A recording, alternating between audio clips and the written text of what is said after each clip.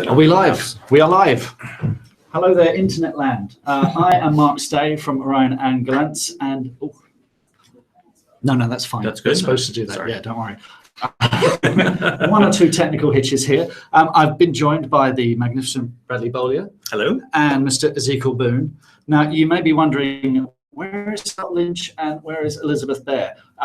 We've been told there may have been some issue getting them from the airport to here, although I have heard reports they were last seen heading towards Tower Hamlets with American Tourist T-shirts on. So they may turn up during the show. Stay tuned. Stay tuned. So, gentlemen, thank you very much for joining us. Now, Ezekiel, this is your first. Correct. Bradley, you were here last year. What are your memories of last year? Last year was a really fun time. I didn't make it to the bit in Manchester, was it? Yes. But I was down here in London, and it was just a great time. It was really fun seeing something like this where the publisher is pulling in just their authors and making it a really fan-focused event. That's what stuck out to me. Excellent, excellent. And let's talk about your books first of all, because Ezekiel, you've written The Hatching, which has to be possibly the most terrifying skin-crawling book that I've read in a very, very long time. Spiders on the cover.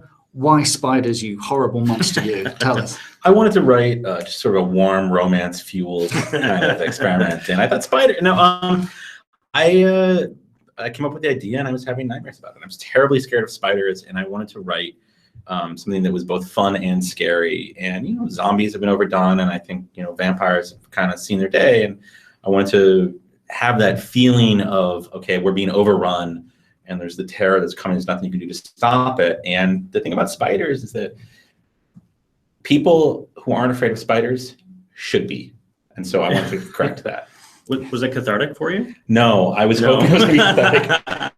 I actually started writing it. Well, I started writing it thinking that if I wrote the book, I'd stop having to overcome my fear. Yeah. No, not even a little bit. No. Did it heighten them? Well, you know what it is that everybody wants to talk about spiders now, and I don't want to talk about spiders. I don't want to see that video you sent me. No, I don't want to hear that story about your sister-in-law with the bump on her arm. It's been much worse. He's like, no more PR for my book at all. Sorry. Have you seen the one where they have the spiders? No, I don't. Yeah. You've seen them all, haven't you? I have a very good friend who is refusing to read the book, and he wants me to give him a manuscript where I do a search and replace, and I replace the word spiders with puppies all the way through. Billions of killer puppies biting your face off. I'm not sure that's any better, to be honest. Eight-legged puppies. How are you with spiders, Bradley? But I don't mind them either. Cool. Now, your character, is it Cedar? Is that how you pronounce it? Cheda. Yeah. See, this is always good to get the author in the room, or listen to the audiobook to get how the name is pronounced. Cheda. She's a pit fighter. Right. This is based on your own pit fighting experience, I gather? Yes, exactly. Wisconsin is known for its pit fighting. Fighting capital of the world. Yes. Now, where did that come from? I'll start with the city. Sharkai is this huge metropolitan place. It's a place in the desert, but it has trade from 4 kingdoms. So it's very large and has a wide variety of entertainment. And Cheda grew up on the streets after having lost her mother. And so she had to fight for herself there. She did sort of stumble into this a little bit. There's a bit of a revenge story that I won't give away everything about, but she entered in order to gain revenge for one of her friends. That's how it began, her pit fighting, but she ended up liking it too. And it was kind of a release for her. Excellent. Would that sort of describe your writing career? You're going for revenge. I mean, we're talking earlier about against spiders. The victims of your spiders. Do you pick them from people that maybe cut you up in traffic or?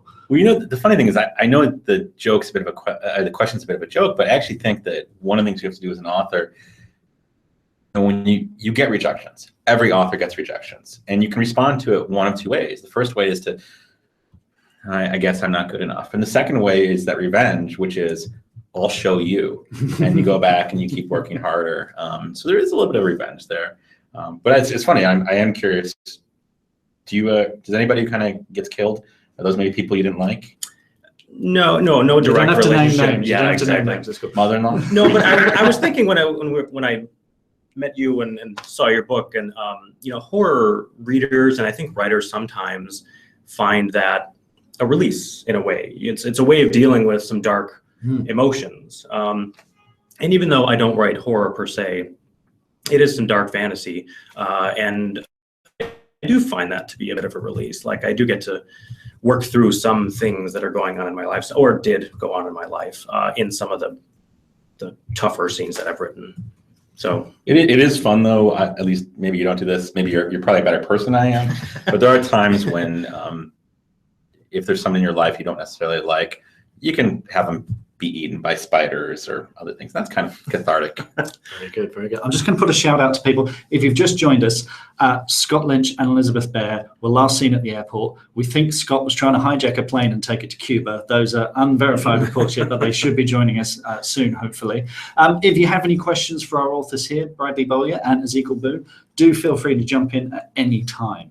Now, I guess, like me, you were reading fantasy when you were young, and horror and genre stuff like that. Was there ever a book that you came across that made you think,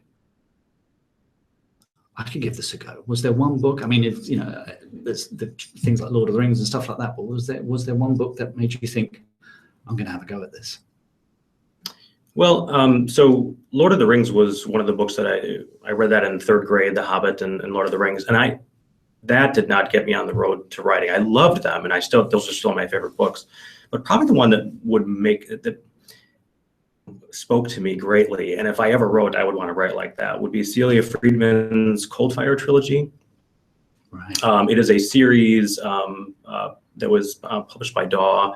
It has it's actually a science fictional background. There's a generational ship that goes out and has a problem. It cannot reach the planet that it meant to go to. So they have to change course. And they land on a planet that has a Gaia effect, and it feeds off of human emotions, which ends up screwing up the perfect balance that it had found over eons. And so it starts feeding on people's fears. It starts creating demons and vampires and other strange creatures. And so they have to learn to adapt. They start using magic so that they can combat the world, essentially. It's a really great series if you haven't read it before. But so that for sure, that it has like this real serious dark tone that I like, and that's kind of what I pursue in my writing too. How old were you when you read that? Oh, probably 15. 15. Yeah. You're very influential at that. Yeah. You're very open to influence at that age, I think. Ezekiel? I actually didn't grow up reading horror because I was afraid. And so I think I was too afraid to read horror as a kid. But I read a lot of science fiction and fantasy. And I think sort of, one of those authors who I haven't gone back and reread anything as an adult, but when I was 10, 11, 12, I was reading the Piers Anthony Xanth series. And I just remember, I love those. So fun. And I have to be honest, I have no clue if those are good or not. I haven't read them since I was, again, 11, 12, 13 years old. Right. And so it's quite possible I would go back and think, what was I thinking? But they were fun. I mean, you could feel on the page that Piers Anthony enjoyed what he was doing. Now, that being said, it took me another 15 years to figure out that, somebody actually writes these books and that could be me. Like, I think it took me a really long time to figure out that I could actually be an author, that, the books don't just magic, these names are people who at some point had to start writing. The books feel really distant from you. That world is so foreign. When it was for me anyway, when I was reading when I was young, I had a similar experience, I guess. Yeah. Cool. Yeah. Now, one of the most popular parts of Glancefest is the Writers' Festival section of it. So I'd like to ask you guys a little bit about the way that you work. Are you every single day? Just to clarify, before we give you guys any tips, are these people going to be in competition with us? Are we? Oh, yeah. You should quit now. I let the muse come to me. I just wait till I really, really want to write. Exactly. I never, blank page is a terror, and you should only write when you feel like it and there's nothing else going on. Right? Yeah, exactly. Write that down. All right, sorry, I'm kidding. Brad. So I'm very methodical about writing, and up until recently, I had a day job, for years, and I have 2 kids, wife, and so I would do the day job, do the family thing, and then when the kids went to bed, that was my time to write. So I would take 1 hour, hour and a half, and that would get me about 1,000 words in a session. About a book a year. Yeah. So that was my formula. I've recently gone full time. So I'm trying to double my output. Some people think, like, if you can get 1,000 words in an hour, well, then if you have 8,000 words you can get out in one day's worth of activity, and your mind just can't do that. It just can't process that much stuff. But I think doubling is reasonable, and so far I've been hitting that. So yeah, I think I kind of call this the magic pen question. That there's this idea that if only I know what kind of pen you use, it'll make it easier. Yeah, right. And the truth is, I do think there are some things that can help in terms of your writing practice. I think most writers have a way of writing that works better for them or worse. But ultimately, really what it comes down to, I think, is understanding that you have to do the work. So much of writing is wonderful and fun and exciting. And there are times where it feels close to grace, whereas it feels like, sort of the sun is shining down upon you and it's wonderful. But that's not all the time. And there are times where it is a job. And the way to get your job done is to sit down and do the work. One of the things that Brad was saying is that sense of like, okay, if I break it into chunks, it's a book a year. And I think, I often say to people, can you commit to giving me 1 hour a day, half an hour a day? Can you give me 300 words? 300 words a day is a book a year. Yeah. And 300 words is not that many. 300 words is, that's one page. It's a little over a page. And that translates into, if you do 300 words a day, you will write a book a year. But you've got to do the work. And I think that, I think the big difference between writers and people who want to be writers is that the writers do the work. And at times it's hard, and it's, not everything comes easy. I think most writers, when you get to the point where you see the book, we talk about the book. We don't spend a lot of time talking about the books that are in the drawer that didn't sell, and the drafts we have to go through. And I keep as a reminder a stack of rejection letters from back when people actually sent, as a reminder that it wasn't always easy. And yes, now I don't get that same number of rejections. But you have to remember that to get to the point where you get yeses, you have to get a lot of no's first. Well, you bring up an interesting point, the magic pen thing. I think there's sort of two aspects of that newer writers should be aware of. One is that you should never consider the rules that other people use, how they gain success, to be the thing that is going to gain you success. Yeah. But on the other hand, you should not throw away ideas necessarily just because somebody else uses them, and you haven't done them before. So I run a podcast, and we were talking with Kevin Anderson, and he hikes, and he dictates into a microphone while he's hiking, and that's his process, and he gets a ton of words out by doing that, and then someone transcribes them for him when he gets home, and so that's not something that worked for me, but it's something that people should try, or dozens of other ways that you can try it. Just try it on for size and see if it works. But there must be days when you come down, you sit in front of the screen or the paper or however you work, and you think, I'm just not feeling it today. I mean, do you ever get blocked? Do you ever get that feeling? And how do you cope with that? The way I look at it is that to get to the good words, you have to probably write a lot of bad words. And so you just kind of go about the work. And yes, there are some days where I say, this isn't going to happen, and I'm going to read instead, or I'm going to go for a walk, or do something that's writing related. Again, it's a little bit like treating it like a job. And if you told me that you wanted to be a pianist, I would say, well, do you practice? Only when I feel like it. And I would say, you're not going to be a pianist, right? If you wanted to be a football player, and I said, well, how much do you practice? I don't. I only play the games. Good luck. I think with writing, you have to understand that you are going to have some days where it's not as easy, and what you write isn't good. And the beautiful thing about rewriting is you can get rid of the bad stuff. And so sometimes you have days where it ends up being a waste, but you have to get through those to get to the good things.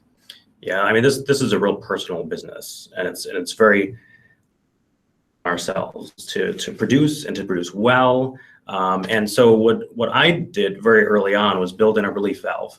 So I said that I did 1,000 words a day, but my monthly goal was 20,000 words, not 30,000. And that gives me time to take a day off, show up now and again, just because of other commitments, or just because I'm just not there. I'm not feeling it anymore. And I've also I've become very attuned to when the book is going off the rails. If I feel like I'm writing down a dead end, I stop immediately, and I take that day, or maybe even 2 days, and I storm. I don't necessarily get away from the material, but I go back to the things that got me into this book in the first place, and I replot a little bit, work backwards, see what's working, you know, and then I start forward again. But those dead ends are kind of necessary, aren't they? I mean, I heard this someone at Pixar, I think it was Andrew Stanton recently, talking about Finding Dory, and he says you go down a ton of dead ends. Yeah. Places that go nowhere, stories that get characters that you thought had promise, but boom, you hit a wall. Back and start again. And do you find that? The easiest way to know that you're doing the right thing is to do the wrong thing a lot of times. And then the right thing becomes really, really obvious. I think that happens to most writers. And it's not fun. And nobody wants to hear us complain, right? Welcome to our therapy today. But I think that, and again, this maybe comes to this idea of sort of writer's block, is that I think writer's block, I don't believe in writer's block. What I believe in are people convincing themselves that they're trying to write a book, as opposed to they're trying to write a word and then another word and another word and another word. And writer's block comes from people who are afraid that if they type the wrong thing, the book will die. And I think you really have to give yourself permission to, there's a lot of pressure, keeping this PG rated, to mess up. And then you can fix it. And I guess you guys have the added pressure because you have contracts with publishers. You've got to deliver a book at a certain day. Well, we're supposed to deliver the book. Don't let the editors say joking. Just a quick shout out to our viewers out there. Welcome if you've come in late. Scott, Lynch and Elizabeth Bear are possibly at Heathrow Airport. We're hoping that they're en route and they might join us at some point. If not, then we'll just badmouth them for the rest of the, we've got about 8 minutes left, I think, so maybe we could do that. If any of you have any questions out there, do please drop us a line and we can ask Bradley and Ezekiel. Now, when you were young writers, was there ever like one piece of advice that spurred you on that you might want to pass on to writers now? Inspirational moments?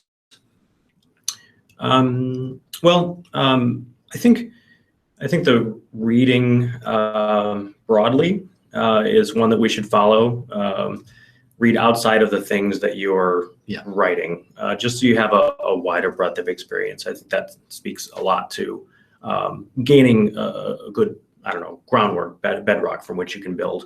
But also, I think the reason that I like short stories so much, or even exploratory writing, is you can do right outside of your genre as well, even if that's just a short story, even if it's an exploratory draft of a villain that you've never written that type of character before. It can be really freeing to write something and know it's not going to be published. And I think that can start to break down some internal barriers. I think it's very difficult to internalize this, but you're looking at the work, when somebody's commenting on the work, it's about the work, it's not about you. And so the question you always have to ask is, does it make the story better? Does it make the book better? Not how do I feel about it? Do I like it? Do I not like it? But does it make the book better? Yes, a couple of questions. How do you split your time between writing and promoting your work / interacting with your fans? Shall I repeat that in case people didn't hear it? Yeah. So how do you split your time between writing and promoting your work and interacting with your fans? If my publicist is listening, I give 100% publicity. That's all I care about. And if your editor is listening? Only the book. It's a delicate balancing act. I mean, I'm fortunate that I doing panels. I like talking to people. It's really exciting to get to meet readers, and it's really fun when people send you emails or come up to you and tell you how much they love the book and what they loved about it or how it changed certain things for them. But ultimately, I think if you don't remember that the reason why people want to talk to you and why you have fans is because you actually like being alone in a room by yourself, you end up creating things that don't exist. Right. And so I think if you don't keep working to promote anymore, because you don't have anything to promote. So it's tough. I don't know what the answer to that is. I do know that when I'm writing, and being an author is great, but being a writer is better. I think for me, writing is kind of like going to the grocery store or doing the lawn. I don't want to do it. Right. Yeah. And then I'm enjoying myself suddenly. I like doing both of them, but like getting the gumption to just get going, just open the thing and start the words, and then they start to flow. And I really treasure those times where I'm really in the zone and things are flowing fast. But what I tend to do in the mornings these days is do some of that marketing type stuff that is, I've thought of things during the day before. And so I'll just, post a few things, work on some things in the background. Then I'm going to do things that are larger, like blog posts and things like that. I have a Patreon as well, so I do regular posts on there. And so it's easier to let that get away with your time, because those are the semi-easy things, right? And the semi-fun things is you're interacting with people. So you got to kind of buckle down. But there is a strong business marketing element to writing in the 21st century that, maybe Orwell didn't necessarily have to deal with, and that's part of your day now, I guess, is it? Yeah, I mean, it's part of the job, and that's fine, and you get used to it. But I think that, again, ultimately, you have to remember that sort of the writing is why people want to talk to you. And there's something incredibly appealing about having somebody tell you how much they love your work. But again, I think if you start phoning in the work part, people stop telling you they love the work. Yeah. And we had another question, I believe. Yes. How do you get your inspiration for your books? How do you get your inspiration for your books? Well, I mentioned reading widely. I think that's something that helps a lot. In his book, Writing Science Fiction and Fantasy, he talked about his idea net. And so we get ideas all the time, and most people let them go through the net. Right? They get the idea. You hear this all the time. I had an idea for a book. I want to write a book one day. But writers have to really grab onto those things and then try them on for size, write them down in their journals, so that you have ideas sort of stockpiled, and then you can use them later when you start working on your actual material. So I also listen to public radio, NPR, and I do because it's random. The topics are random and they're well researched.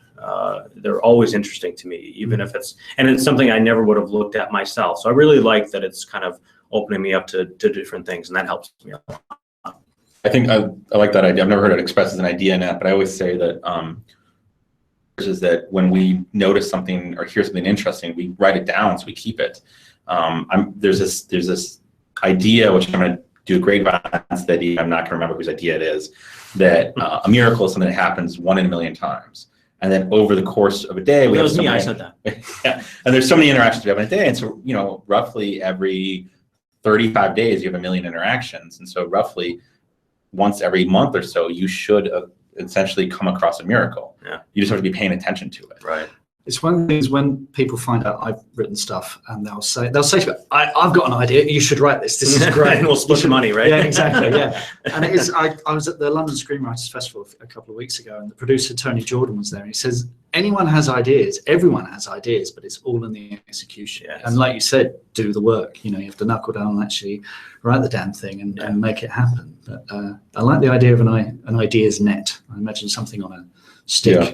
So, yeah. Yeah, I always think of when we watch movies, we try to think of the endings first. Yes. That's another aspect of that. You're sort of casting forward and doing your own brainstorming in a way. And probably the movie is leading you a certain way too at times. But it happens all the time. Well, it's the thing, if you've studied the hero's journey, and you're watching a movie, you will, there's certain movies you'll be sitting there ticking boxes. Yeah, there we go. He's crossed the threshold. Yes, he's met his mentor. Yeah. Well, it's funny. It drives my wife crazy because my oldest daughter now watches movies the same way I do.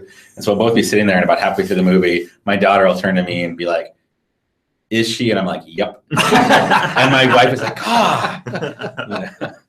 Well, you guys just enjoy it. Yeah. Have you? Do your children want to follow in your footsteps then? I don't know. I think that my oldest daughter maybe would. My youngest daughter is on the fence.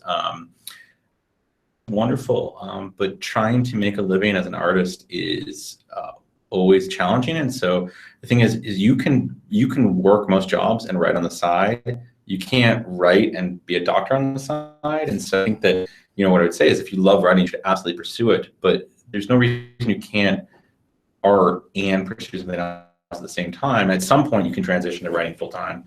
But I think most artists start doing something else and doing art on the side until they're established. And it's nice because it gives you, as an artist, you want the freedom to write whatever the hell you want.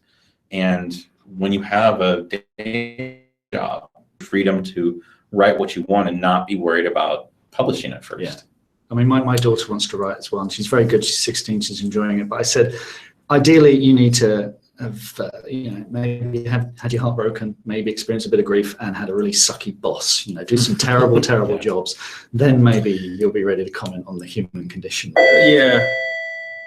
Attention, please. Attention, please. Oh, no. This is the test of the fire and voice alarm system. Test my. There is no need to take any action. It's Scott and Elizabeth, isn't it? If it's a test, why are they all bleeding? Why are they bleeding? Spiders! Spiders everywhere! Attention, please. Save yourself! Fire has been reported in the building. Immediately by the nearest exit. Do not use the lifts.